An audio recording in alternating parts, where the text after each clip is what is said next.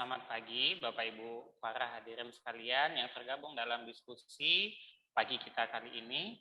Pertama kali mari kita mengucapkan syukur kepada Allah karena kita masih diberikan banyak nikmat sehingga dapat melakukan diskusi melalui virtual.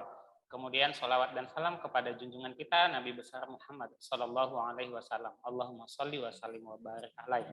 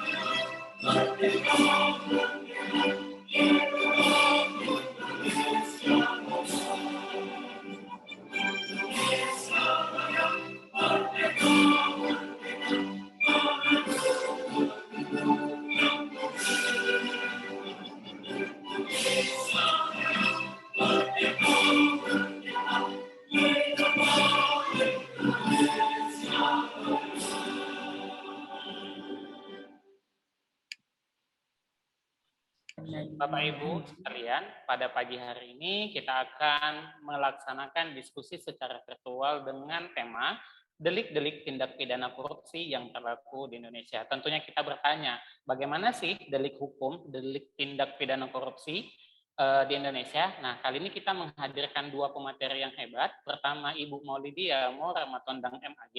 Beliau adalah dosen di Fakultas Syariah UINSU. Dan yang kedua, Bapak Zulfahmi Lubis MHI. Beliau juga dosen di Fakultas Syariah UINSU.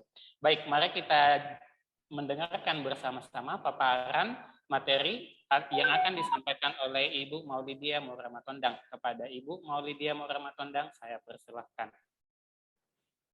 Terima kasih kepada Pak Harwan. Assalamualaikum warahmatullahi wabarakatuh.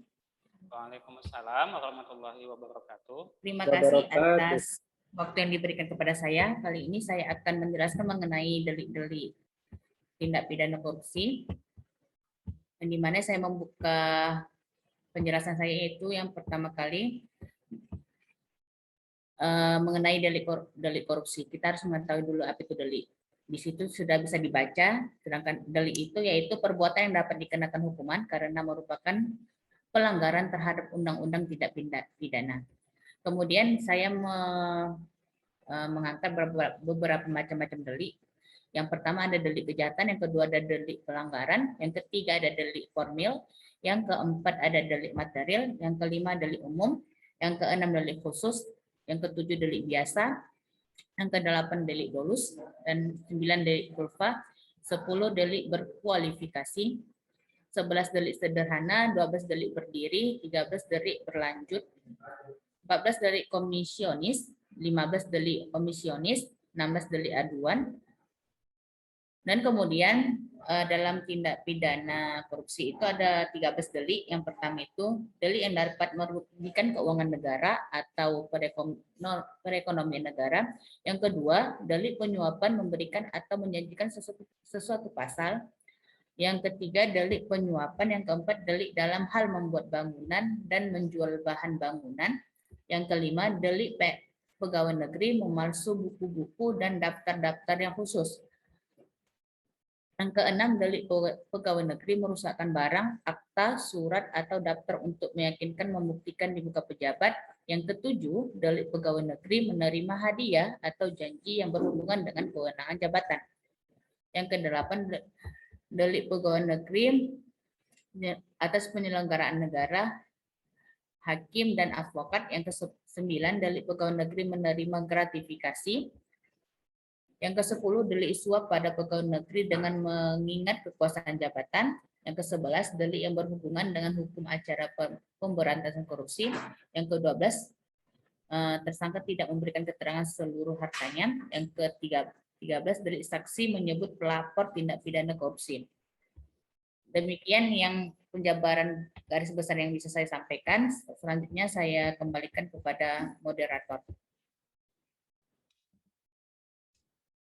Boleh di-unmute dulu mikrofonnya Pak Zulfahmi? Ya.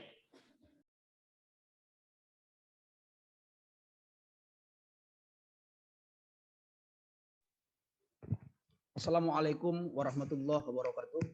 Waalaikumsalam. Waalaikumsalam warahmatullahi wabarakatuh. Syukur alhamdulillah kehadirat Allah Subhanahu wa taala, selawat dan salam kehadirat Nabi besar Muhammad sallallahu alaihi wasallam. Semoga kita semua yang berhadir pada forum diskusi kali ini senantiasa istiqomah menjadikan Muhammad sallallahu alaihi wasallam sebagai suri tauladan kita.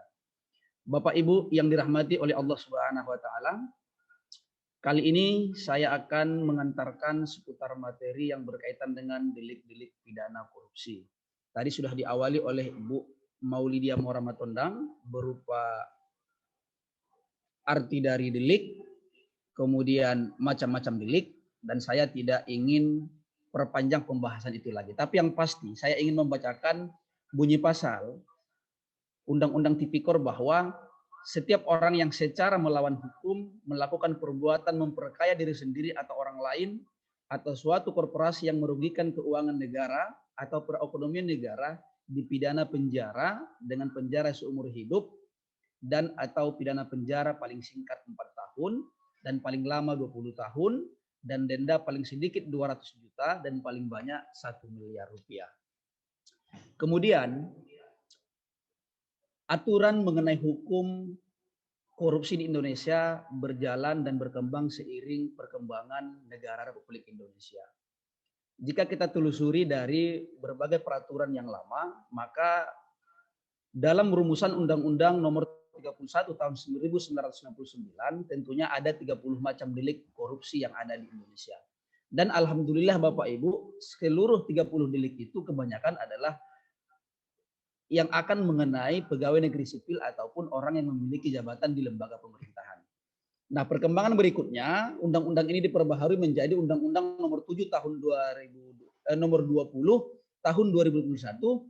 Delik korupsi yang tadinya berjumlah 30 kemudian dikelompokkan menjadi 7 kelompok.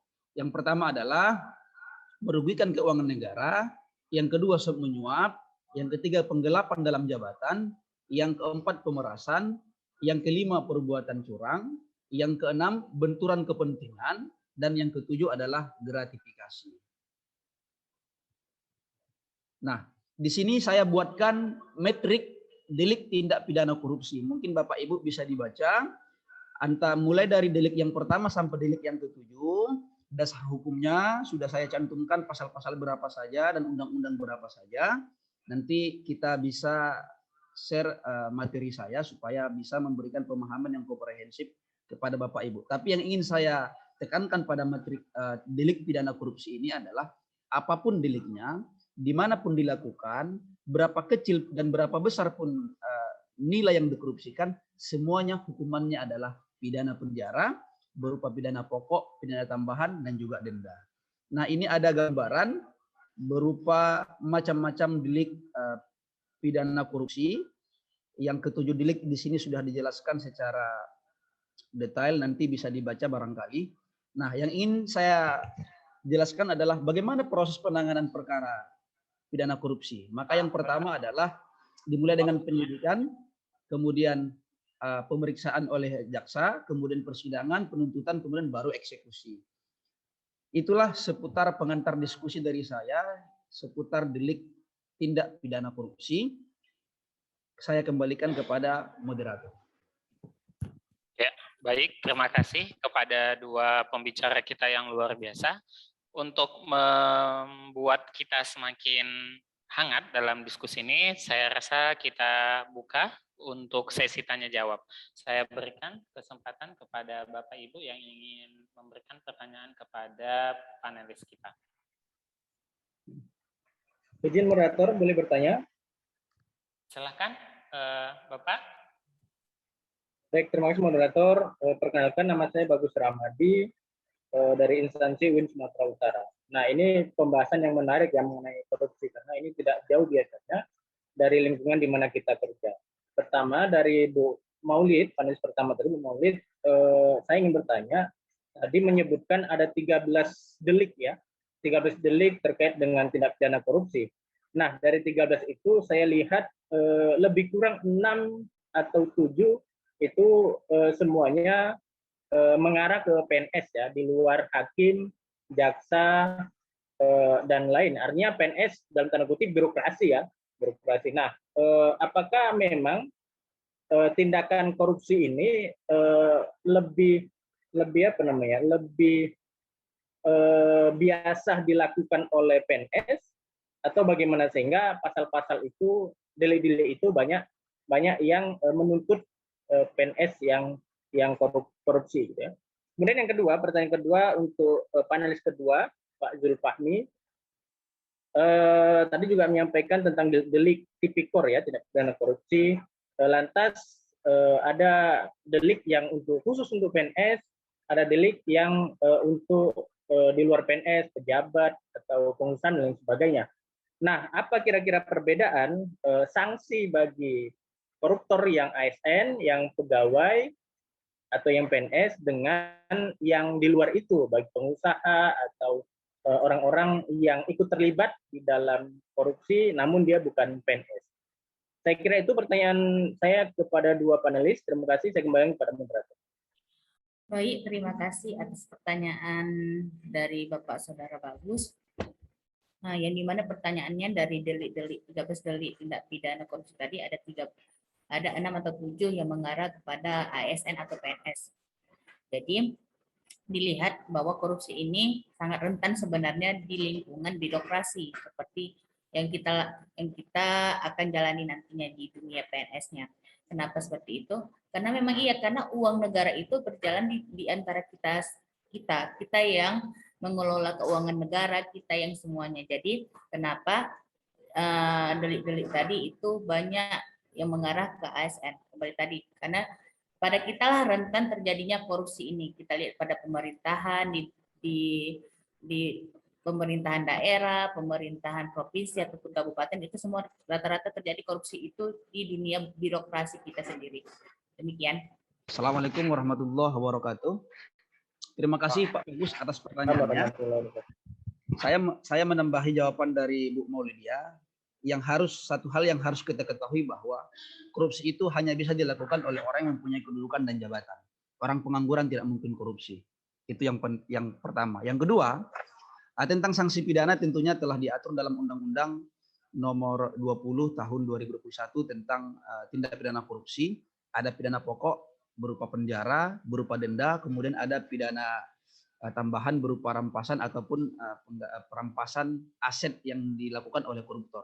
Nah, selanjutnya, bagaimana kalau seorang ASN yang melakukan korupsi? Maka kalau seorang ASN yang melakukan korupsi berdasarkan Undang-Undang Nomor 5 Tahun 2014 tentang aparatur sipil negara, maka seorang ASN tersebut dapat diberhentikan tidak dengan hormat. Jadi pemberhentiannya bukan dengan hormat, tapi tidak dengan hormat.